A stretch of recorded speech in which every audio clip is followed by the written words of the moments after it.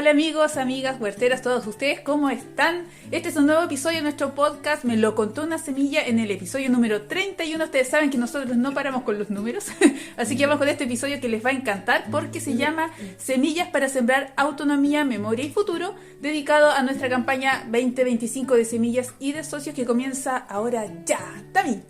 Hola a todos y todas, ¿cómo están? Felices nosotros de que por fin esto dio marcha, así que muchas gracias por acompañarnos hoy día en este nuevo episodio donde vamos a estar conversando de nuestras queridas semillas. Hola, ¿cómo están? Un abrazo a todas y a todas, con mucho cariño desde el sur de Chile, con una helada que ni les contamos. Así ya está helando. Todo pasando, ya la huerta, imagínense esta hora, ya está helada, pero nosotros estamos con todo el calorcito de la victoria, nos sentimos we are the champions, sí.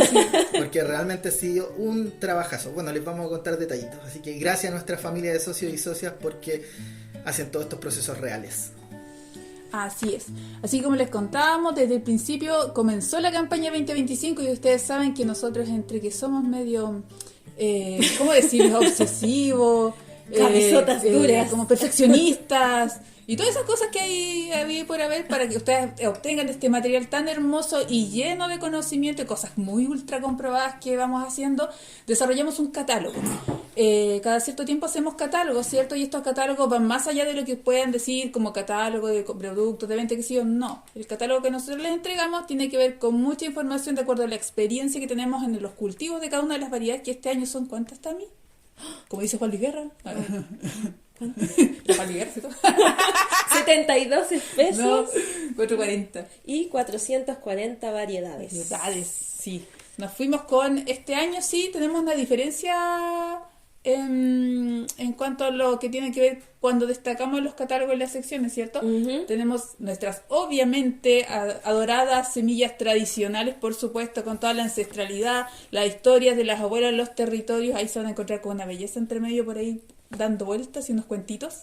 Y las semillas Heirloom, ¿cierto? Que son este patrimonio mundial, por supuesto, que está en distintos lados. Vamos a ir hablando de cada una a medida que avancemos en el podcast. Tenemos un capítulo dedicado a las semillas Heirloom para así que los que quieran escuchar y saber más sobre ese tipo de semilla pueden ir a ese episodio también. Exactamente. Y obviamente también todas nuestras semillas son de polinización abierta, por supuesto, pero vamos a hablar sobre las variedades que están también en polinización abierta, pero recientes, que son como, digamos, modernas, 40 años. ¡Ay, mi edad! Soy súper moderna. Así que vamos con eso, pues vamos revisando. Ya está en línea cuando ustedes vayan escuchando este episodio. Van a ver que el catálogo ya está en línea. Sí, está en nuestra página web, biodiversidadalimentaria.cl, ahí en la barra horizontal de arriba, que es el menú, van a encontrar una sección que dice catálogo y ahí van a poder verlo tanto en el teléfono como en el computador. Claro, y los que quieran, está en una resolución adecuada para que también lo puedan ver y no se les pegue. Pero existe una resolución que es de alta calidad, que se muere lo linda que es, porque tiene toda la calidad de las fotografías que ustedes saben que son de nuestra autoría y nuestro trabajo. La versión en PDF. Exacto. ¿Y esa versión también? Sí, la pueden adquirir, ahí nos escriben, quedaron todos los datos ahí mismo en la página web, pueden escribirnos al correo o al WhatsApp que aparece ahí, que también está el link, así que si ustedes pinchan los va a llevar directo al chat del WhatsApp y pueden pedir el catálogo en PDF que para nuestros socios tiene un valor de 5.000 pesos y para público general 10.000 pesos. El PDF son 178 páginas de historia, de definiciones ahí, conceptos sobre nuestro trabajo y por supuesto las descripciones, las caracterizaciones de nuestras 440 variedades que ofrecemos en este año 2025. Bueno, y ahí les vamos a ir contando todos los detalles que están en este catálogo, lo van a poder leerlo y verlo, pero también vamos a ir viendo algunos detallitos para que se les sea más fácil aprovecharlo. Así es. Oye, yo creo que habría que partir, bueno, lo habíamos conversado un poquito de decir la importancia de este mundo de los catálogos, ¿no? En Chile no es muy, a ver, entre comillas, no era muy público hace algunos años atrás, y yo creo que fuimos los que partimos principalmente con un catálogo, digamos, como Dios manda, como se diría, o sea, con todos los detalles, con información fidedigna, no aleatorio, sino que luego de un trabajo de investigación que había detrás. Todos los catálogos históricos tienen una investigación profunda detrás y mucho trabajo, multiplicación de semillas, reconocimiento, caracterización. y todo eso. Sin embargo, tenemos la historia de, o sea, en Chile hubieron catálogos muy famosos. Entonces sería interesante ver esos catálogos, un poquito hablar de esos catálogos, pero también hablar cuáles son las ventajas y de por qué existen tantos catálogos, porque uno en la web puede encontrar catálogos de un montón de lugares del mundo, pero aparte del siglo XIX, del siglo XVIII, Sí. del siglo XX, o sea, hay una cantidad enorme de catálogos históricos en blanco y negro, muchos catálogos con, ¿cómo Con se llaman? dibujos. Con dibujos botánicos, Sí. ¿cierto? Entonces uno va viendo cómo va avanzando esto y lo importante que era también la agricultura y en el fondo entregar detalles de las variedades que se tenían, porque finalmente esa no es solo la importancia del catálogo, que la gente entienda que el catálogo es muy informativo, o sea, no solo les está ofreciendo, no se trata de que vean qué variedad y voy a adquirir esta variedad, es mucho más profundo que eso, ¿no? Es saber qué variedades están hoy día, cuáles son las características de estas variedades, cuáles son las mejores para mi terreno, para usar el milpo, por ejemplo, los detalles que van, y saber también en el fondo lo que hay ahora, pero un catálogo como se queda en el tiempo también nos sirve para saber qué hubo, Exacto. ¿no? Sí. Entonces, yo creo que lo primero que te permite un catálogo es tener información muy valiosa. Es como una foto histórica el catálogo, ¿no? Sí. Entonces, de alguna manera te sirve, ahora nuestro catálogo actual le sirve a la gente para que vea lo que tenemos, qué trabajamos nosotros, pueden ver una montonera de otros catálogos también, que son principalmente de venta, pero este catálogo es educativo. Pero les va a servir se van a dar cuenta que hay un montón de especies y variedades que desconocían y que están apareciendo. Y bueno, hay otro detalle que el trabajo que nosotros hacemos y que hacían los catálogos antiguos históricos, que eran los mismos que iban recuperando las variedades o iban seleccionando variedades, en las que les ponían incluso sus nombres, los mismos que hacían el catálogo, ¿cierto? Nosotros hemos conseguido muchas variedades, hemos seleccionado muchas, ahora les pusimos algunas, ¿cierto? También que son seleccionadas nuestras, y con el tiempo vamos a ir liberando otras muchas variedades que hemos ido seleccionando y vamos de alguna manera co-creando con la naturaleza, ¿no? Porque Claro, y en finalmente ese es mismo, selección. mismo proceso que tú cuentas, Esteban, del encontrar esta información en los catálogos más antiguos, echarle esta revisada que es importante, a los que tienen esta información fidedigna, uno va haciendo la trazabilidad de la semilla, pues viendo su ruta. Entonces, por ejemplo, hay muchas variedades que hoy en día uno dice, ¡ay, qué nueva! Pero resulta que estaba en Chile hace más de 50 años y que pasan a otra categoría, ya no es una variedad como nueva, una variedad Heilong que podría ser también. O sea, una variedad que perdimos. Exacto, es una variedad que estaba por ahí, volvió, de alguna forma apareció, pero resulta que está en una data histórica en uno de esos catálogos antiguos y eso permite que nosotros hoy en día, por ejemplo, dentro de nuestro mismo catálogo actual, pongamos abajo dentro de su reseña que es una variedad tradicional o es una variedad Heilong, qué sé yo, que ahí hablamos un poco de la data de los años asociados también, pero cambian la categoría. Cambia la identidad y obviamente es hasta dinámico el apego. porque se van Sí. actualizando. Eso fue igual lo que nos pasó en su momento con el rábano negro y con Sí. el nabo amarillo, que pensábamos que eran relativamente nuevos y después nos encontramos catálogos del 1800 de Chile donde ya estaban mencionados. Entonces ahí nos dimos cuenta en verdad de la importancia que tienen y que estaban desde hace muchísimos años acá en nuestro país. Entonces por eso hablamos de que es dinámico, o sea, de ser Heilung en el fondo pasó a ser tradicional porque ya estaba hace mucho tiempo aquí en nuestro país. Claro, y esa importancia tiene que ver con que el conocimiento que acompaña a la semilla, esta identidad que la acompaña, es la que ayuda a que se mantenga viva. Exacto. Finalmente es la que va a ayudar a ver cómo podemos sembrarla, a ver alguna implicancia, alguna significancia que pueda tener en alguna espiritualidad, alguna ceremonia, o también lo que tiene que ver con las formas de alimentarse Claro. con ella, las cosas que se van descubriendo. Que eso es lo que hablamos siempre en el fondo, ¿cierto? Que la identidad de la semilla es tan importante porque está ligado a su historia. Y cuando nosotros no sabemos el nombre de la variedad, le quitamos su identidad, inmediatamente perdemos la historia que está asociada a esa semilla y la forma de uso también que pueda tener también asociada. Entonces, por eso es súper importante el tema de los nombres, que también nos pasó cuando estábamos haciendo este catálogo, ¿cierto? Oye, ahí Esteban se pasó unas maratones de seguimiento con las... Trazabilidad de las variedades. Con los tomates. Los tomates fue una locura. En redes sociales ustedes pueden ver que muchos les contamos que el año pasado, o sea, el último ciclo productivo de tomates para nosotros fue poner... ¿cuántas variedades que pusimos? 120 y tantas. Se me olvidó, 126. ¿Sí? Variedades de tomates que pusimos este No, año. 140. No, pusimos 127 y en el catálogo cose- van más de 140. Claro, el problema de eso, por ejemplo, era que nosotros obviamente teníamos que identificarlos, obviamente hacer toda la trazabilidad y cuando tenemos con un nombre, aparece con otro, tú lo buscas en la web, por ejemplo, vas a encontrar distintos nombres, de repente con la variedad asociada, pero al hacer la trazabilidad, que es el trabajo que se dio Esteban, de ir hasta atrás, hasta encontrar la variedad con su descripción y ponerle ahí el nombrecito que en las variedades fue una maratón, pero... Es que se muere en la Oye, locura. pero nos pegamos el medio salto, pues sigamos Estábamos hablando de la vuelta. Sigamos en la importancia, Como de los siempre. catálogos. Yo como siempre aterrizándolo, ustedes son bien dispersos. Nos apasionamos. Oye, no, volviendo a la importancia de los catálogos, nosotros les habíamos dicho que está el catálogo de Quinta Normal, ¿cierto? Está el catálogo, los catálogos de Semilla del Labrador, que también eran 30, pero el catálogo también te sirve y es súper interesante porque es es que yo creo que es la pista más maravillosa que puede dejar los cultivos que hay en un territorio. Y pongo el ejemplo del Valle del Huasco, cuando nos tocaba a nosotros trabajar ahí hace muchos años atrás.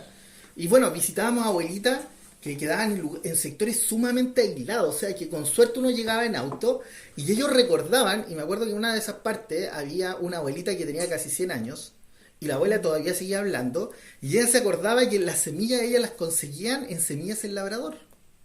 Entonces ellas decían que cada cierto tiempo les llegaba un catálogo ahí al Valle del Huasco y se lo repartían entre todos. Entonces toda la gente mandaba a hacer un pedido y hacían un pedido general entre muchos agricultores y después llegaba, no sé, el fin de semana llegaba un bus o un camión y ahí venían todas las pedidas de todo y ahí pedían una montonera de cultivos, de semillas de cultivos, de mucha flor también. Entonces te sirve en el fondo para tratar de entender. Entonces el catálogo de Semilla del Labrador, lo más probable es que la gran mayoría de esas variedades que están ahí en ese catálogo ahora se sembraron ahí en ese maravilloso clima. Entonces esa es la otra información que te deja, ¿no? Entonces, bueno, uno va conociendo aspectos fundamentales también de la semilla porque esos catálogos también, bueno, el de Quinta Normal era más de compra y venta, ¿no? Pero Semilla del Labrador va con va con sus explicaciones, sus caracterizaciones de algunas cosas y bueno, es súper completo porque va con todas las fechas, va con una cuestión de fechas que es brutal, o sea, realmente es un trabajo de chinos que hacían las maquinarias, las herramientas que usaban en Y esa no época, solo ¿cierto? incluían semillas, pues también incluían flores, ¿te Completamente, acuerdas? sí, pues, Hay bulbos, frutales, claro, bulbos Bueno, ornamentales. una Y turonada quería... de veneno también, ¿se acuerdan? Bueno, sí, también como siempre. Y quería rescatar dos cositas ahí que también, no solo los catálogos, sino que también hay un aporte que lo hemos hablado en otros episodios, el aporte significativo de los libros de Claudio Gay, que son casi como un catálogo porque está todo descrito, como a él se le encargó en el fondo de escribir todo lo que estaba en Chile. Y lo otro que quería destacar de lo que dijo Esteban recién es como el bonito sentido de comunidad que se formaba respecto a este catálogo en el mismo Valle del Huasco, o sea, como este sentido comunitario, ¿cierto? De que llegaba un catálogo a un lugar, de que los agricultores lo veían, se ponían de acuerdo en el fondo y hacían un pedido general. Eso ya... Imagínate, estáis hablando de los años 40, pues la abuelita decía los años 30, 40, entonces no era cosa, voy a imprimir, ¿cachai? No, Claro. o sea, no voy a ir a sacar una fotocopia, o sea, eso no existía, con suerte podían llegar. De hecho, recuerdo que en Laos ellos mismos hicieron sus caminos con animales y todo el asunto para que lleguen a sectores muy aislados, ¿no? Entonces, ahora, bueno, hay un detalle, recuerda que Claudio Gay nos sirve para el tema de especies. Sí, ¿no? El tema varietal no es muy importante porque el otro que nos sirve mucho de especies también es el que siempre citamos, que es el libro de las... Faltaba ese momento en el ¿Cómo? que... No. Es que siempre se nos olvida algo. El libro de las especies precolombinas. de Oriana Park. No, ya sé cuál es, ya sí. Bueno, Pero ustedes saben que de nombres de personas no nos No, preguntan. ahí lo citamos siempre. Me niego. Pero nombres de semilla. De hecho tenemos el libro, pero bueno, de ahí se los decimos. Pero por otra parte también hay documentos agronómicos, ¿no? Porque con todo esto de la Revolución Verde también empiezan a aparecer las publicaciones agronómicas y qué mejor ejemplo que la Agenda del Salitre, que también lo hemos hablado. Sí. La de 1950, la de 1973 creo que tenemos, la otra. Entonces también sirve mucho para conocer variedades. Ahí lo que buscaban era lógicamente meter las variedades híbridas, que ya uno se da cuenta que en los 50 estaban dándole duro, pero los chilenos eran medio porfiados para adoptar el híbrido. Fue muy tardíamente que llegaron, pero hay otros libros que también los citamos siempre, de Vicente Giaconi, ¿cierto? Y del otro maestro, Voloski.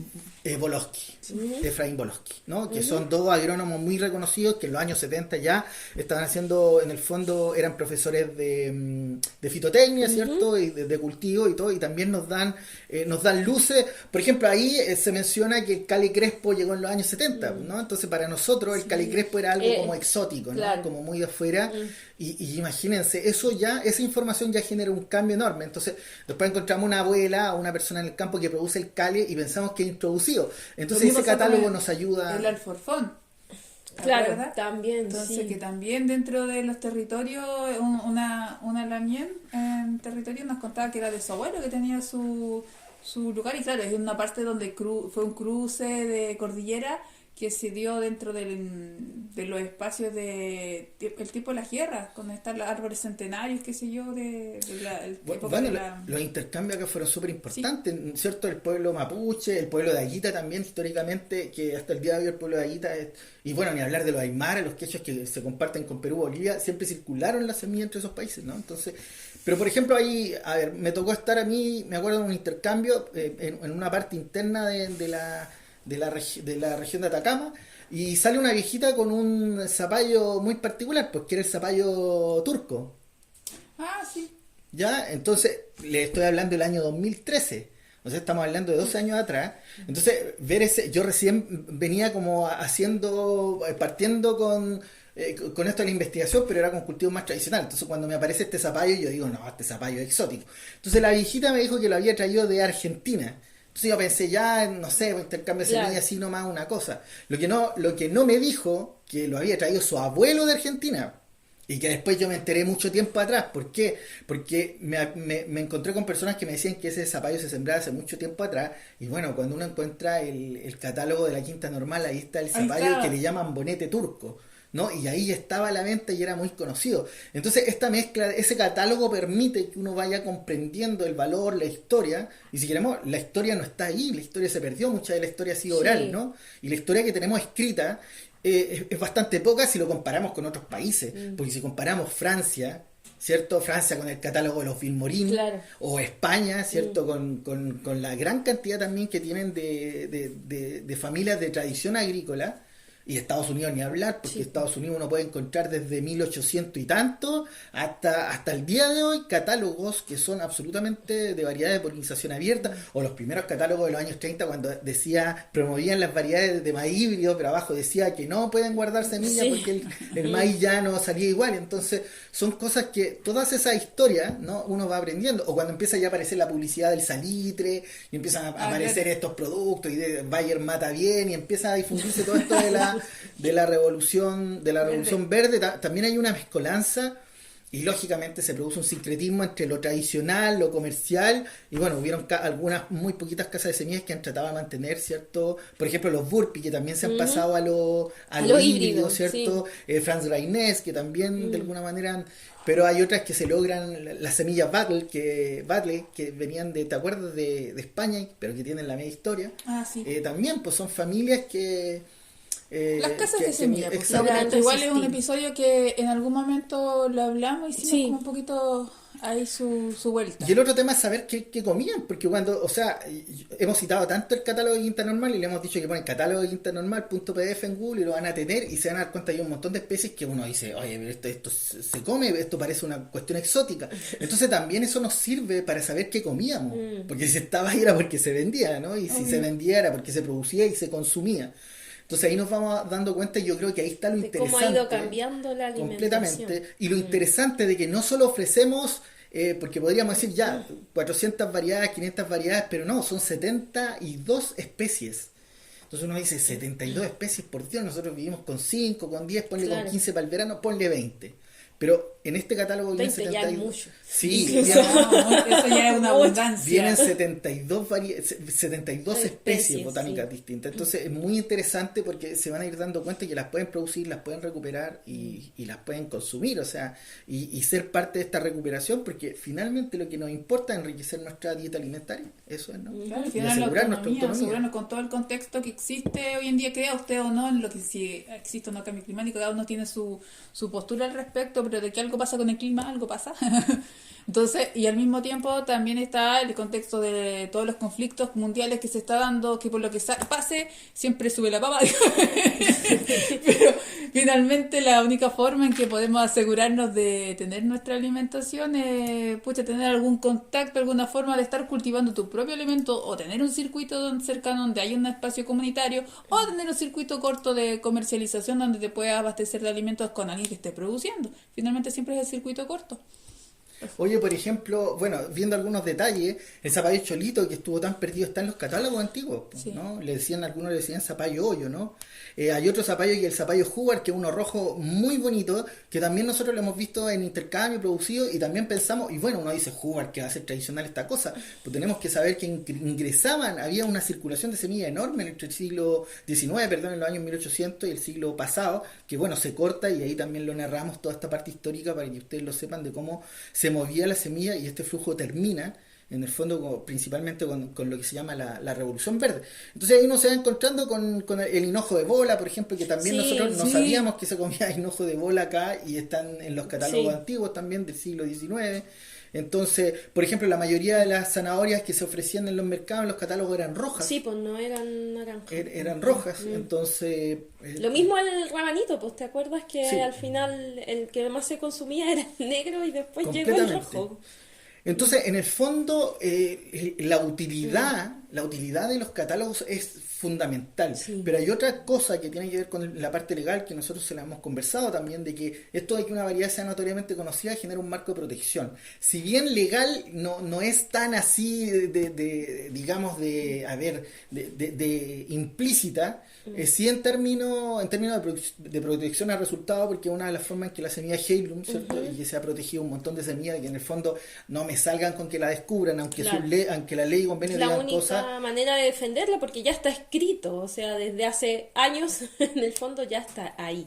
La gente la reconoce, y lo que ve en cuanto a variedad corresponde a lo que está descrito, como que se supone que es de las variedades. Entonces, cuando eso ya sucede, estamos hablando de una variedad que ya es conocida, la gente la reconoce, la gente la valora, la intercambia. Entonces, para la persona que se dedica a hacer privatización, digamos, es muy mal visto, esa vendría siendo la justificación, que utilice una variedad así simplemente, que la tome cuando la gente ya la reconoce. Ahora que lo hacen igual, que lo hacen. Ahora, lo otro que yo encuentro interesante en nuestro catálogo es que incorporamos semillas. O sea, creo que nuestro trabajo, y bueno, la gente en general lo reconoce, incluso el propio Estado, a través de una investigación de la Universidad de Chile, reconoce el trabajo que hemos hecho con la recuperación de semillas tradicionales, pero en el fondo la diferencia de nuestro trabajo es otro, de que, a ver, yo puedo llegar y compramos semilla aquí, compramos semilla allá, mandamos a pedir semillas, ¿cierto? Y listo, nos hacemos un pack de semillas y las vendemos, ¿no? Que eso es absolutamente legal, es absolutamente, o sea, respetable, ¿cierto? Cada agrupación ve cómo consigue la semilla, pero yo creo que en el fondo somos los únicos que nos dedicamos año tras año a incorporar nuevas variedades, ya sean de nuestra propia selección, variedades recolectadas, ¿cierto? Que se estaban perdiendo, y podemos nombrar una montonera de variedades que ustedes no van a encontrar ni siquiera en los catálogos internacionales que hemos recuperado acá. Entonces, ese trabajo de recuperación, lógicamente, es muy distinto a que yo en el fondo compre, multiplique y venda. Claro. Esto es mucho más que eso. Claro, o sea, porque va asociado a todo el trabajo investigativo que hay detrás. Y de recolección. Ver, o sea, comprobar, digamos, la oralidad, unirla con la bibliografía, ¿cierto? O sea, hacer este trabajo de investigación, de revisar los catálogos, de revisar la información bibliográfica, que es un trabajo tremendo. En el fondo, buscar los nombres, o sea, no es elegir variedades porque sí, sino que es porque ya sabemos, la vimos en algún catálogo o en algún PDF de alguna investigación científica del año, de principios de 1900, por ejemplo, o de 1940, 60, qué sé yo, y reconocemos el nombre porque ya lo hemos ido leyendo, entonces va todo eso asociado detrás, y lógicamente ahí se van uniendo las historias con la bibliografía. Entonces, esto más que comprar, multiplicar y vender, que como decimos es muy respetable, solo queremos que entiendan que nuestro trabajo consiste en mucho más que eso. O sea, la gran mayoría de las semillas nosotros no las compramos, las intercambiamos, las vamos a buscar, a veces no las vamos a buscar, hay muchas que llegan a nosotros. De hecho, nos buscan. La gran mayoría de semillas ha llegado a nosotros. O sea, bueno, la historia del teocincla, ustedes la van a ver, también es algo que uno no busca, es algo que llega, ¿no? Entonces, que uno busca compartir después. Y eso es lo que a veces le pedimos a la gente que entienda, y evidentemente si queremos, si en algún momento se corta el flujo de semillas, ¿qué va a pasar? O sea, vamos a seguir vendiendo las mismas semillas y nos damos vuelta entre eso. Y esto lo que genera también es que haya muchas especies o variedades que puedan no ser comerciales. Claro. Y esas semillas, esas variedades se van a ir perdiendo, ¿no? Que nosotros lo podemos notar acá con nuestro listado de semillas y nos damos cuenta que la gente generalmente se centra en ciertas variedades y nuestro trabajo es precisamente evitar que esas variedades en las que no se centran se sigan manteniendo, se sigan multiplicando y sigan siendo parte de estos flujos de semillas que queremos mantener. Así es, por eso también es importante mantener el realce de estos tipos de semillas en cuanto yo creo que tiene que ver con algo de ética que falta mucho en estos espacios, sobre todo de comercialización, cuando tú llegas y compartes semillas así. Nosotros estamos pidiendo, que lo hemos dicho muchas veces, eso, que nos digan, las semillas las tuvimos de biodiversidad alimentaria, aunque sabemos que sí ha sido, porque hay variedades que evidentemente vienen de nosotros, porque hay una forma en que está el tema con los nombres y las fotografías. Pero sí que se respete y que se promueva el hecho de que son o no tradicionales, que se diga que son tradicionales, porque el valor que tiene una semilla tradicional es distinto. Hay un proceso de recuperación que es muy diferente, que tiene que ver, claro, la persona que compra y la obtiene hizo ese trabajo, se esfuerzos monetarios, digamos, para obtenerla. Tal vez se esforzó un año más para que la sembró y para aumentarla, qué sé yo, pero en este caso nosotros cada una de estas variedades, cuando se fue a buscar en la punta del cerro literal. Fueron días, fueron trayectos, fueron conversaciones, fueron ganarse bueno, más difícil para nosotros en realidad ganarnos la confianza con la gente, porque la gente reconoce a su agricultor como par, como el hablar el mismo lenguaje, y finalmente hay un proceso de investigación que luego se siembra y se vuelve a sembrar y se vuelve a sembrar para por fin nosotros liberar esas semillas dentro de los espacios de catálogo, cuando ya estamos seguros de cómo es sus características, digamos, en el campo.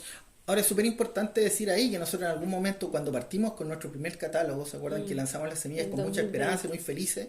Y bueno, después nos dábamos cuenta que, bueno, y nosotros lo sabíamos, hay muchos centros de investigación que buscaron a terceros para tomar las semillas, ¿cierto? Y hay muchos grupos y empresas y personas que compraron las semillas exclusivamente para venderlas. Y uno puede entender el negocio si uno no va a discutir en eso, pero nos daba tanta pena ver semillas que para nosotros son tan queridas y que sabemos la historia que hay detrás y que ni siquiera dijeran son tradicionales. Entonces, nosotros le escribimos a algunas agrupaciones y les dijimos, oigan chiquillos, somos de biodiversidad, queríamos pedirle el siguiente favor, no importa que no nos citen, porque si nos van a ver como competencia, ya, da igual, ¿no? A pesar de que uno sabe que ha hecho el trabajo de la recuperación y todo el asunto, en el fondo era eso solamente, no perdamos el flujo informativo, no perdamos el valor y en el fondo, por favor, sean parte de este trabajo y sepamos que hay diferencia entre semillas, porque en esos años, estamos hablando 4 o 5 años atrás, cuando habían un montón de variedades que nosotros teníamos que no las tenía nadie y que ahora recién las estaban multiplicando de tener 2 semillas, 3 semillas, en algunos casos una semilla, ¿no? Y hemos recuperado muchas variedades de una semilla. Sí, y en ese tiempo también me recuerdo que la discusión fue: ¿lo hacemos o no lo hacemos? ¿Liberamos o no liberamos de forma masiva?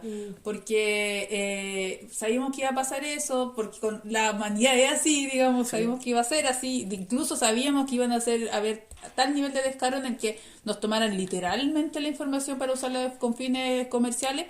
Pero aún así lo hicimos porque sabíamos que era importante, que si no lo hacíamos, ¿cómo íbamos a lograr liberar tanta variedad de semillas en tan poco tiempo y que estuvieran en todas las manos de las personas que sí iban a tomar el valor que tenían? Pero bueno, la primera parte de la historia era que la gente sepa que antes de hacer esa campaña nosotros regalamos muchas semillas, hicimos talleres gratuitos, vino una montonera de gente acá, le pasamos a muchas comunidades. Entonces nosotros realmente pensamos que la recuperación iba a ser así, a través de muchas comunidades, ¿cierto? Y de que mucha gente iba a valorar las semillas, pero realmente eso no fue así, y fue muy poca la gente que volvió con semilla o que en el fondo nos certificó, que nos dijo, mira, hubieron comunidades maravillosas, ¿cierto? Que mandaron sus fotos y dijeron, chiquillos, agradecemos, estamos multiplicando, y eso lo seguimos haciendo, seguimos regalando a la escuela, seguimos regalándole a comunidades, pero solo una vez, ¿no? Y siempre le hemos dicho a las comunidades, mire, nosotros les damos 30 variedades, si ustedes vuelven hagamos un intercambio y nos traen las mismas variedades que ya nosotros tenemos, pero nosotros les vamos a intercambiar igual por otras.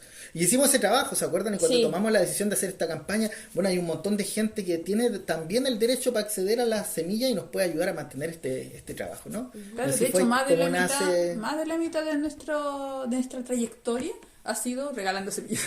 Mucho más de la mitad. Y lo seguimos haciendo. Pero es porque también tiene que ver con una parte del compromiso ético-social que se tiene pues, de realizar. Oye, Ahora, y bueno, el caso del tomate tenca, porque todo el mundo ha hecho reel y cuentan las medias historias, y nosotros fuimos los que lo tomamos del desierto cuando nadie lo conocía, y bueno, hicimos el nexo por ahí, llegaron algunos restaurantes, y ahí hubo gente que trató de cambiarle nombre, le pusieron el nombre, fue una locura, pero hoy día nosotros estamos felices, ¿eh? Igual nos da pena ver que vendan el tomate tenca tan caro. Tan caro, o sea, y realmente uno puede entender el negocio, o sea, no sé si lo entiendo, ¿no? Uno como que acepta bien que pasen las cosas.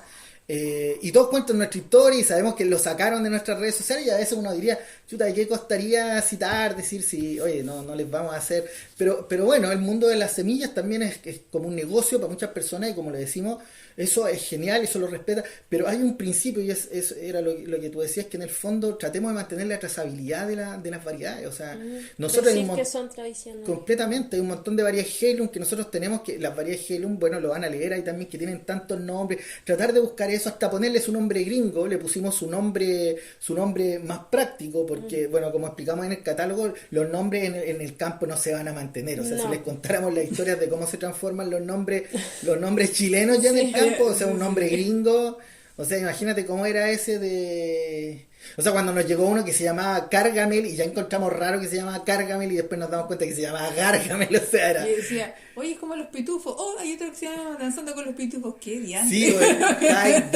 Die, ¿cómo era? No sé. Dancing with the Smurfs, Sí, y bueno, eso. son verdaderas poesías que... Sí, había una... Y bueno, también es como... Hay algunas Heirloom que... Bueno, no recuerdo si eran Heirloom o de polinización, pero que tenían nombres como en griego, ¿te acuerdas?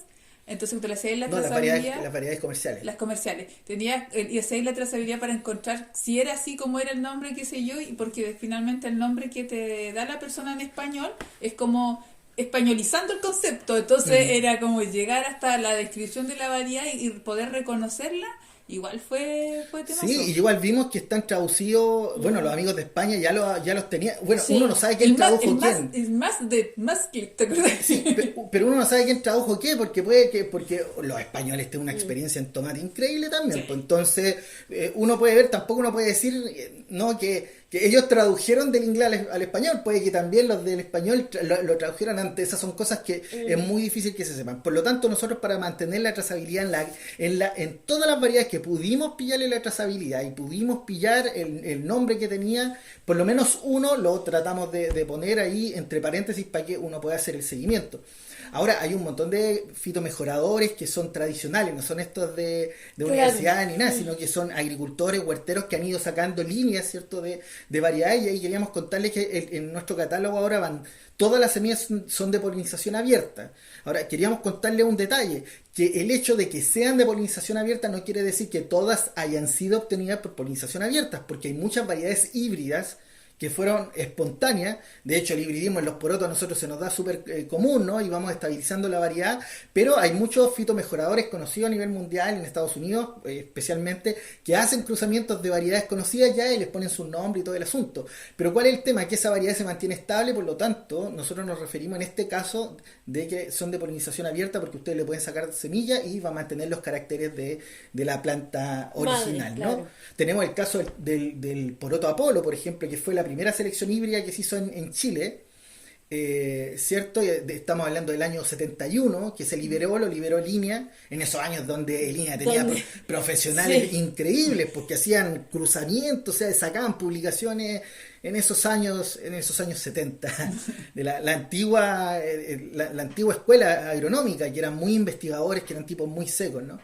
Entonces, bueno, y ahí sacaron el poroto Apolo, que era top crop, creo, con el cristal. Creo que de ahí sale el Apolo.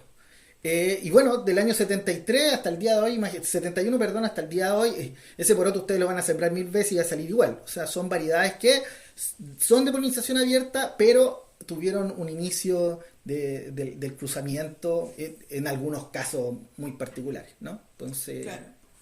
Siempre, finalmente, lo que conseguimos es tener variedades que se vayan a ser estables dentro de la dinámica de lo que se comparte. Ahora, si de repente les sale una sorpresa. Sí, bueno, eso puede ser. Ahora, el detalle que queríamos contarles, que siempre se lo hemos expresado, que las variedades tradicionales y las Heirloom tienen, en general, tienen que tener una data de 50 años, ¿cierto? Sí, como mínimo. Como mínimo. Entonces nosotros separamos las tradicionales, las Heirloom, de las de polinización abierta, que son obtenidas más recientemente, el año 2003, 2010, que son un poco más recientes, pero que son muy importantes también y pueden ser importantes para enriquecer nuestra huerta, nuestra alimentación. Entonces, lo importante es decir que la gran diferencia que tienen las variedades Heirloom con las tradicionales es que tienen historia, son de herencia, ¿no? Pero las tradicionales tienen una historia local y las Heirloom tienen una historia local y obviamente una adaptación local también, lógicamente. La variedad tradicional. Sí. Y las Heirloom, para que sepan ustedes y no se enreden un poquito, son todas tradicionales, pero muchas, la gran mayoría son tradicionales de otros lados. Claro. Es así como, por ejemplo, el poroto Pepe Zapallo, que podéis contar. Pero no lo pusimos. No, es que no lo pusimos. No, pero no va, pero un ejemplo, el pepa de zapallo, bueno, está en los catálogos internacionales y el pepa de zapallo es una variedad absolutamente de acá. Sí, y uno la puede encontrar a través de un catálogo, ¿cierto? Y se puede ir enterando de que está allá. Entonces, ese poroto para los gringos, para los europeos es Heirloom, pero para nosotros es tradicional. Tradicional, porque ¿no? ya estaba datado, en el fondo ese poroto, que bueno, algún día contaremos la historia, pero nos costó mucho encontrarlo, pero es un poroto que ya estaba datado como de los años 60 en Chile, porque aparece en las recolecciones que hicieron para los bancos de germoplasma de Estados Unidos. Entonces ahí aparece ese poroto, pero no estaba en los campos, nos costó muchísimo encontrarlo, así que tenemos esa dicha que, bueno, esperamos poder compartirla con ustedes en los próximos años. Pueden estar seguros en los bancos también de línea, sí, ¿cierto? Hemos sabido que por ejemplo, el bromus mango, que tanto anhelamos nosotros encontrarlo, que era el grano que consumían los pueblos originarios acá, el pueblo mapuche, antes estaba en el Banco de Germoplasma de Argentina. Sí. Entonces, imagínense lo maravilloso que sería, hola, ¿saben? Que no, por último, ni siquiera pedirlo, sino que escribirle y decirle, oye, te intercambio una semilla, pero como les hemos dicho nosotros, hay protocolos internacionales, y por más que quisieran, nos lo van a pasar para nosotros nomás y no vamos a poder entregarlo. Que eso lo detallamos en nuestro episodio de los bancos de germoplasma. Ahí dimos un montón de ejemplos de especies que estaban en otros lugares y cómo se van moviendo, ¿cierto?, de un país a otro, así que para que vayan a escuchar ese episodio que es súper interesante. Le vamos a pedir a Tami que ponga un palito porque estamos evitando congelarnos. Sí. Y bueno, eso es súper importante saber. También va una propuesta súper sencilla en el catálogo de que es muy fácil. Nosotros explicamos cómo se podrían recuperar las semillas tradicionales y sería permitiendo el acceso a los bancos germoplasma y que estos no generaran ninguna restricción, ¿no? Que no te diga, ya mira, te voy a pasar esta semilla, pero no la puedes compartir, me la tienes que devolver, te puedes quedar tú, pero no se la pasé a nadie. O sea, eso es romper todo con el ciclo y la circulación de semillas, ¿no? Así es, sí. Como decía también, pues está en un episodio también está narrado, y aunque algunos digan de repente, oye, infórmense, ay, y a mí me da una gana de decirle, ay, fórmate tú, ay. Pero como tengo que ser educada. Oye, es que ahora la ignorancia es gratuita, porque imagínate ahora que hay inteligencia artificial, tú podés preguntarle ya, o sea, ya un flojo, porque antes el flojo se iba a Wikipedia, pues, ¿cachai? No, tú sabías que te iba a responder de Wikipedia, pero ahora el ChatGPT es mucho más certero y te da hasta la bibliografía que uno puede preguntar realmente lo que pasa ahí. Entonces, bueno, el trabajo que hacemos nosotros esto de ir liberando las semillas, compartiéndolas, de hacernos nuestro banco de germoplasma, que se llama in situ, ¿no? Que esté en los campos, que esté en sus huertas, en sus casas. Entonces, pero hay otro detalle también que viene en este catálogo que explicamos, para que sepan ustedes que hay muchas variedades comerciales, ¿cierto?, que son tradicionales. Hay mucha gente que nosotros hemos visto que no, yo no compro semillas en el home center ni nada, pensando que son tóxicos, que son químicos, no sé qué. Bueno, hay muchas variedades que se venden hoy día en el home center que son de muy buena calidad. Siempre decimos no la ANASAC, y que no se moleste la gente de Bayer y Monsanto, no lo decimos por recelo ni nada, son de mala calidad de la línea de semillas, y uno a veces pensaría que te las dan malas adrede para que les cumplís los híbridos, no sé. ¿Cómo que se me ocurre de repente? Pero bueno, hay otras variedades, por ejemplo, Ortovivo, Rocalva, Frasrainés, la Fito, Vilmorín. O sea, queridos amigos y amigas, semilla la encina, de repente trae alguna... Seeds. Exacto. También. Software Seeds también son muy buenas. Lo único que tienen que preocuparse es que tienen que mirar atrás y que no diga que son desinfectadas, porque si vienen desinfectadas les van a salir de color raro y usted va a decir qué linda la semilla, qué brillante. ¡Qué calipso!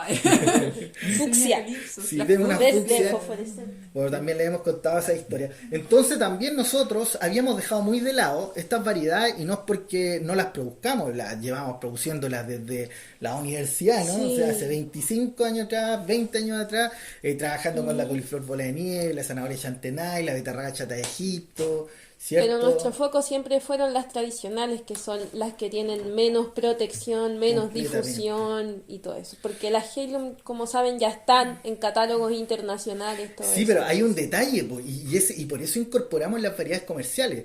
Porque ustedes ven en la Halum y no en muchas va la bola de nieve ni la zanahoria Claro. nantesa, porque también ellos están pensando, bueno, se protegen. Pero lo que ha pasado últimamente, y que lo sabemos ahí, se lo pusimos rápidamente, pero ustedes lo pueden averiguar, hay una montonera de semilleras partiendo por Semini. ¿Se acuerdan que antes tenía una línea de variedades de polinización abierta y cuando fue comprada por Monsanto en esos años se empezaron a dejar de comercializar un montón de Sí. estas variedades? Entonces nosotros las incorporamos porque creemos que es bueno protegerlas, porque pónganle por ahí que como esto se está cada vez concentrando más en 4 empresas, resulta que de un año para otro Semilla Rocalva ya no es Rocalva, o sea, sigue siendo Rocalva, pero ya no es El dueño es de los otro. dueños originales, o las semillas Battle, o las semillas Burpee, o las Vilmorin. Pero comienzan a descontinuar las variedades. Completamente. De hecho, es una conversación que hace poquito tuvimos por ahí, estábamos hablando de los escabeches y decíamos, vamos a poner ají en escabeche, no sé qué, y se dieron cuenta las amiguitas de mi mamá, que son una cofradía de muchas huerteras que andan por ahí, que ají cristal antiguo, que querían usar esos escabeches, no lo encontraban.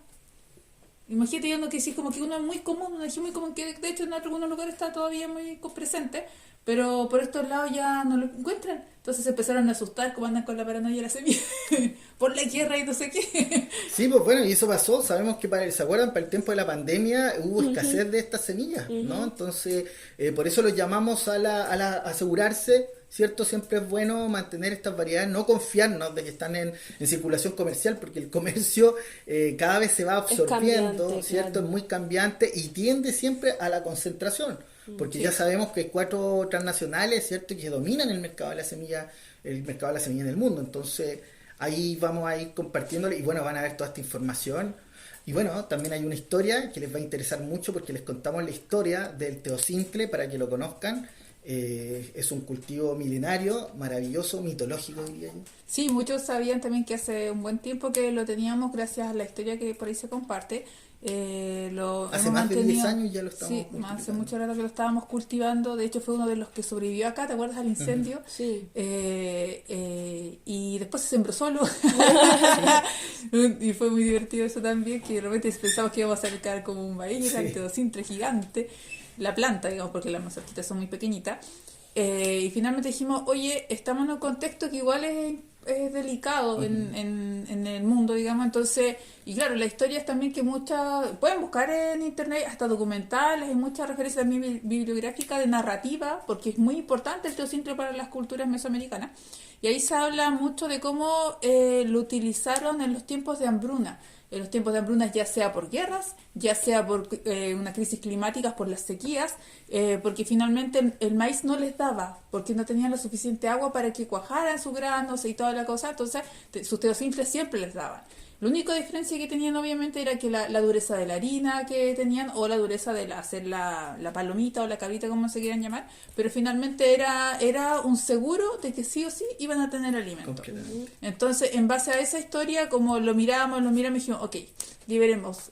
Es necesario para los que alcancen. Bueno, que en este obtenerlo. caso solo Son nuestros socios, porque igual es una forma de agradecerles el apoyo que ellos han tenido para con nosotros, porque es gracias a ellos que pudimos también hacer ese gran parte del material y bueno, sostener la huerta, porque finalmente la huerta se lleva una cantidad de trabajo importante, así que ahí es una de las joyitas que se va para ellos, pero también la idea de tener el catálogo, que pudimos haberlo hecho como otras veces, que hacemos un listado para que la gente lo vea y obviamente para unas pocas personas hacer el libro. Consideramos que la información, el que la quiera obtener y acceder a ella, verla por lo menos, ahí está.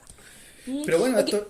déjame, antes que cambiemos de tema, para la gente que nos viene recién escuchando nuestros podcasts, que seguro hay gente nueva en esto, y que seguramente nosotros nombramos teocintle y van a decir qué es lo que es eso. Y la importancia del teocintle en el fondo es porque actualmente se sabe que es el ancestro más conocido en el fondo del maíz. O sea, el maíz como lo conocemos hoy, su ancestro era el teocintle, y a través de miles de años, ¿cierto?, fue evolucionando de esa pequeña mazorca que van a ver ustedes ahí en la foto a todas las variedades de maíz que conocemos hoy en día. Así que esa es la importancia también. Bueno, y ahí es en lo el que uno fondo siempre dice y agradece a los pueblos originarios y a la naturaleza. Sí. Porque nosotros volvemos a decir lo siguiente, o sea, cuando tú ves el teocintle y cuando ustedes lo puedan sembrar y todo, o sea, imagínense 10.000 años antes, ustedes jamás en su vida han visto un maíz, jamás, no conocen lo que es un maíz gigante, ni de 12 corridas, ni de 15, ni de 20, ven ese teocintle, ¿ustedes creen que a alguien se le ocurre, hoy voy a hacer un maíz con esto?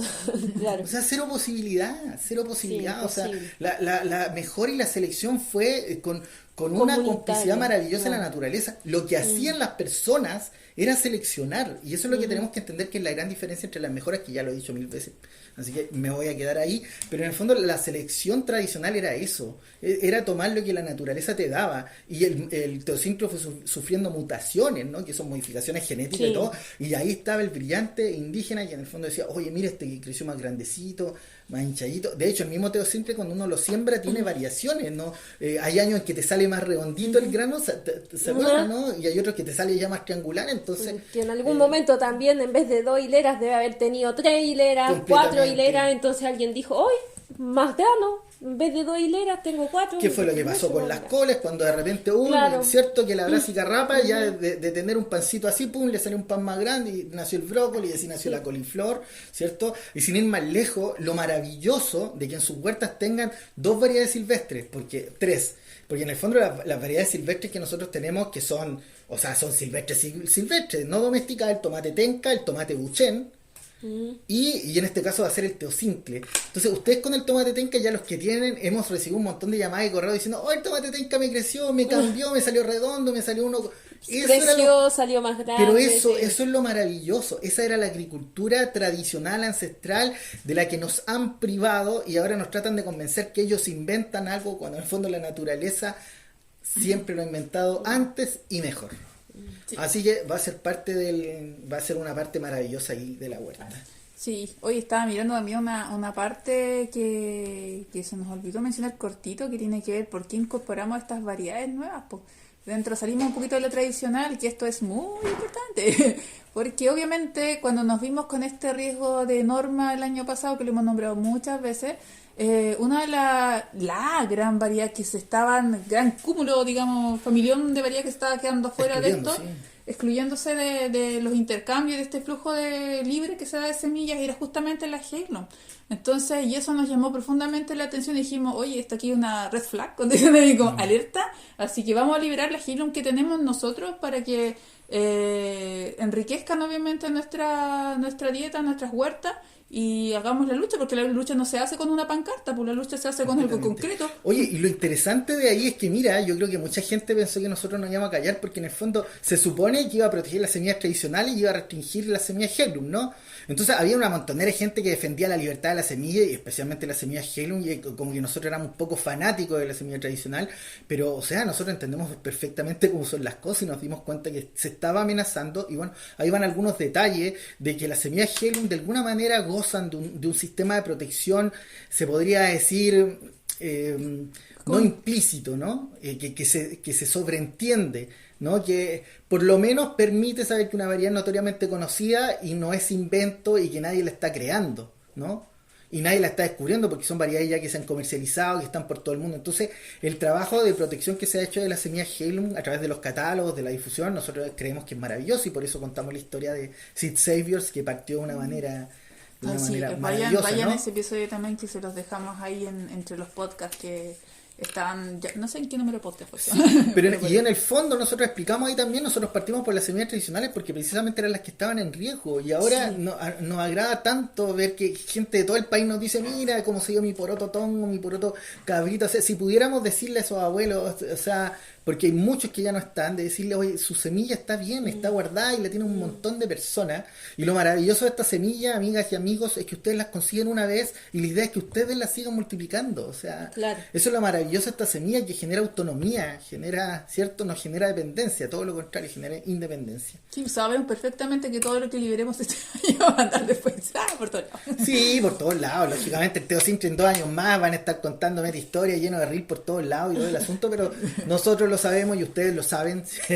¿Cierto? Cumplimos. Sí, y en el fondo es eso. O sea, es proteger una variedad, porque, ojo, a veces nosotros no sabemos cómo están en otros países. A mí, yo tuve la oportunidad, tú también, Tami. Sí. Y cuando uno va a México, no es que, llegaste a la feria y ya Teo Simple, Claro. o te encontraste con un agricultor. No, para nada. De hecho, yo con todos los agricultores que conversé, nadie tenía teocintle, Sí. nadie, era como un mito igual Con que la para importancia nosotros. que tiene porque Mai es originario de allá, pues entonces... No Son te los escuchen, pueblos- Perú, que no te escuchen en Perú. Son los pueblos mesoamericanos, entre ellos cierto México, Guatemala, Sí, donde sí. bueno, especialmente en México, pero en el fondo para que eso la gente lo entienda, o sea, si nosotros no protegemos, cuando nosotros vamos a España, ¿cierto? Y encontramos el tomate tenca, a nosotros nos generó alegría, ¿no? Porque en el fondo decíamos, chuta, lo desconocíamos en Chile siendo nativo y los españoles ya lo tenían otro nombre y Sí. todo el asunto, pero después muchos cambiaron el nombre porque supieron de dónde era originario y respetaron eso, ¿no?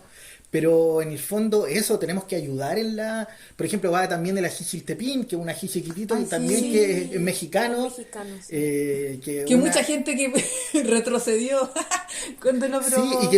y que son pueblos indígenas que nos lo han donado. Entonces eso ha sido muy, muy bonito, muy maravilloso. Pican... Sí, pican mucho.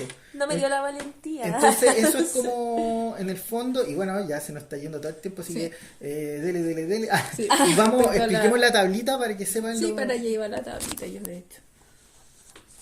La tablita. Bueno, y otra cosa también que tiene que ver, por ejemplo, con la Halon, que hay algunas variedades que a nosotros nos encantó cuando nos dimos cuenta, los Cherokees, los Tlaxcamas, por ejemplo. Uno dice una palabra gringa, no le da mucha atención con algún tiempo, y después cuando te das cuenta que son pueblos indígenas, esa variedad tiene otra connotación, así que igual los invito a que se den una vueltita y los van a encontrar también con esos nombres. Oye, y uno piensa cuántas de estas variedades, sí, porque ahora tienen nombres gringos y todo el asunto, habrán sido selecciones de los pueblos originarios, y por eso lo maravilloso de esas organizaciones es que respetaron, ¿cierto? Y de alguna manera le dan honor, ¿cierto? Sí. A algunas variedades. Sí, de hecho también hay por ahí, cuenta la historia de que las mismas comunidades indígenas, como se hizo una alianza entre esta semillera, ¿cómo que se llama? La que contamos la historia el otro día en un podcast, se acercaron y hicieron Seed Savior, hicieron esta alianza con pueblos indígenas, obviamente, y sucedió esto, que ahí se incorporan este tipo de variedades. Exacto. Y bueno, amigas y amigos, les pusimos también un cuadro y vamos a explicar algunas cositas ahí, porque en el cuadro hay 5 columnas. Una dice nombre común para que ustedes, bueno, identifiquen la especie. Al lado va a ir el nombre científico, ¿cierto? Al lado va a ir la familia botánica en general, se llama Arantaceae, Solanaceae, Lamiaceae. Esto es para que ustedes sepan, no lo pusimos ahí en detalle, pero por qué es importante la familia en el caso de las rotaciones, ¿cierto? Sí. Cuando ustedes hacen una rotación de cultivo es conveniente no poner... O sea, si yo digo ya este año no voy a poner tomate, voy a poner berenjena. Son de la misma familia botánica, sí. por lo tanto lo más probable es que sean muy similares con respecto a la absorción de nutrientes del suelo, los requerimientos hídricos sean un poquito parecidos y las plagas sean un poquito parecidas. Entonces cuando uno hace una rotación de cultivo, lo que intenta hacer es rotar estas familias. Ya vamos a profundizar en algún podcast la rotación y eso, y en nuestras próximas publicaciones que estamos trabajando la incorporaremos. El continente de origen también está actualizado, porque igual hace algún tiempo hay muchas informaciones que han ido cambiando y está ahí compartido en algunos continentes. Sí, ahora con respecto a los continentes de origen, ¿por qué pusimos continente de origen y no centro de origen? Porque en el fondo lo único que buscamos nosotros es que ustedes se den cuenta las distancias que han recorrido las semillas. No queremos dar una clase de botánica geográfica, pero creemos que les va a servir mucho para que ustedes sepan cómo se ha movido la semilla por el mundo, ¿ya?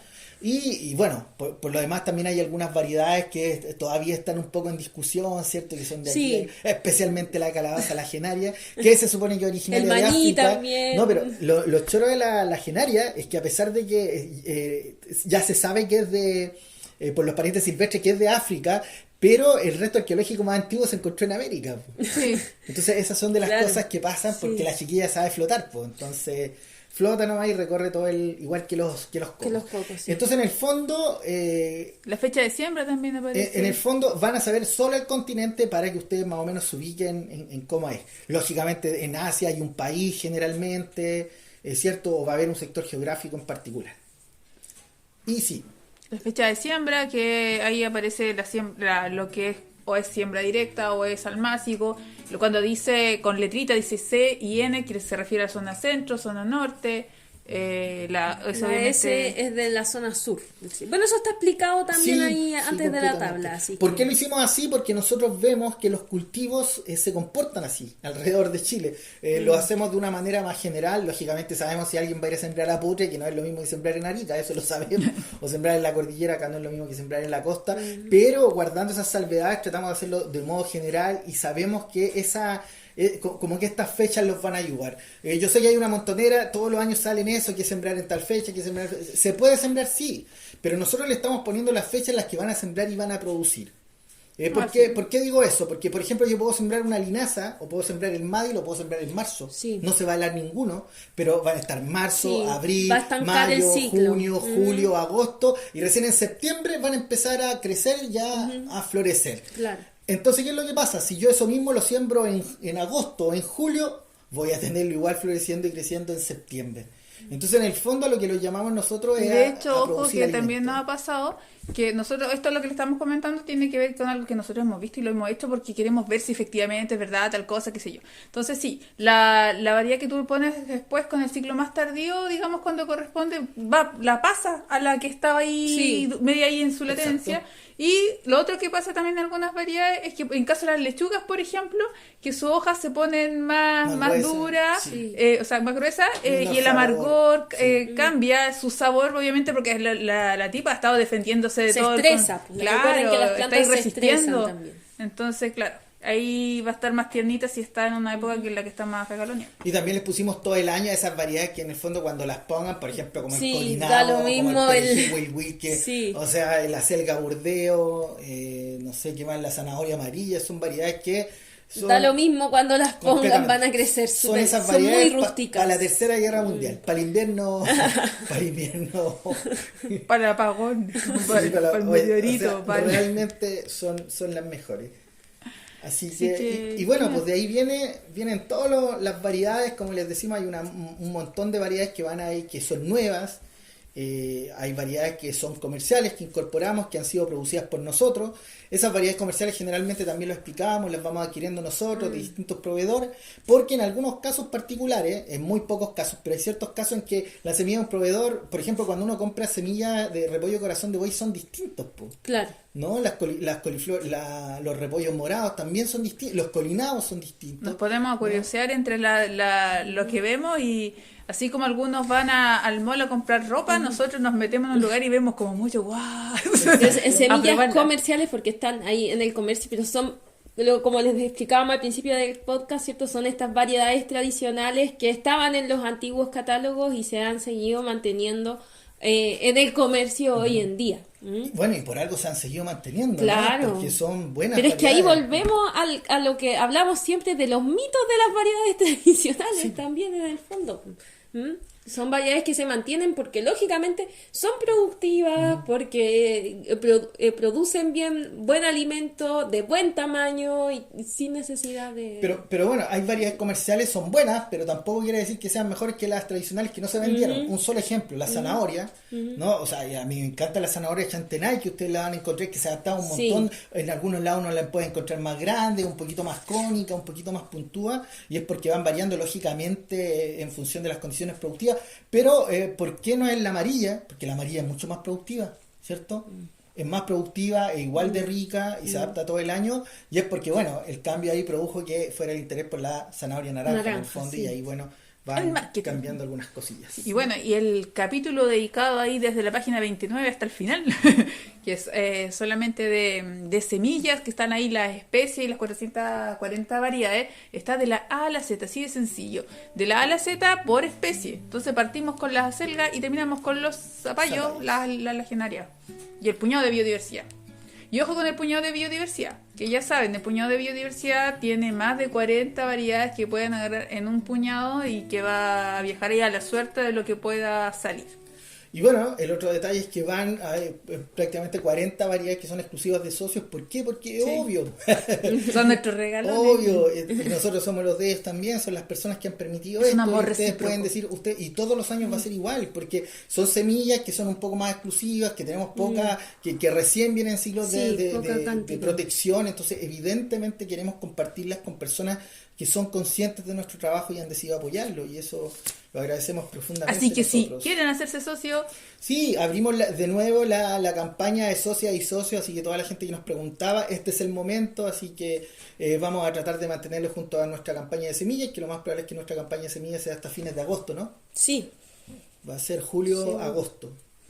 Muy probable. Así que les invitamos a comunicarse, a enviarnos correo. Nuestros correo, el WhatsApp. Bueno, ahí mismo en la página están los enlaces. Bueno, las redes sociales igual les vamos a recordar hacia el correo, que es la forma más...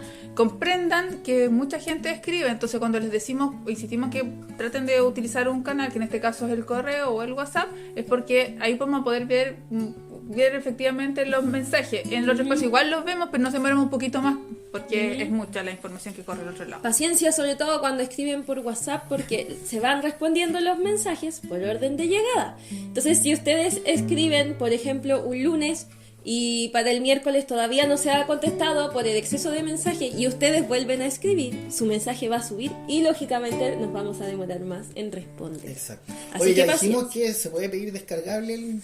Sí, pues lo dijimos al principio. Ahí, para todos los que quieran comprar el PDF online. Y recuerden, esto es algo muy importante.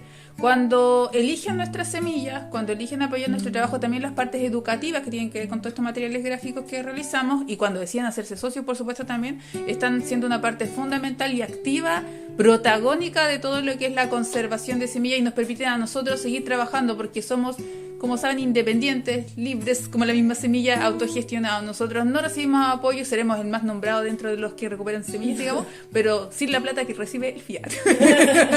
Y bueno, la semilla que les llega a sus manos ha vivido un proceso mucho más profundo que la compra. Ha habido un proceso de caminar, de recorrer, ¿cierto? De achuntarle, de no achuntarle. Hemos recorrido en muchas ocasiones... no hemos encontrado nada y hemos recorrido otras partes donde ha sido algo maravilloso, y es porque creemos que uno no encuentra las semillas. Sí, las semillas nos encuentran a nosotros, así que estamos contentos, y eso es lo que queremos también compartir con todos ustedes, pues ese regalo de que nos ha dado la vida, ese compartir con tantos abuelos y abuelas a nivel nacional por todos estos años, y todas las historias asociadas que podemos ir compartiendo también con ustedes en nuestras redes sociales, y unas que otras que les compartimos escritas por ahí en cada una de las publicaciones. Y bueno, que piensen lo maravilloso que sería que en unos años más hablaran con sus nietos y les dijeran, mira, yo fui parte de esto, yo soy parte de esto, ¿no? ¿Qué tercera guerra mundial? Nosotros seguimos protegiendo las semillas hasta que el hongo no...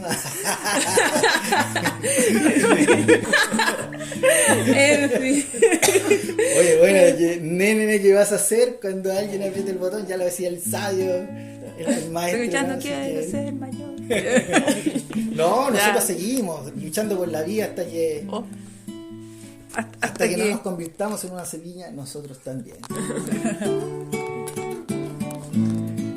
Gracias por acompañarnos, los esperamos en nuestro correo, en nuestro WhatsApp, y bueno, aquí mismo también pueden dejar un comentario, y seguimos trabajando por una semilla libre, pública y colectiva. Chao, chao.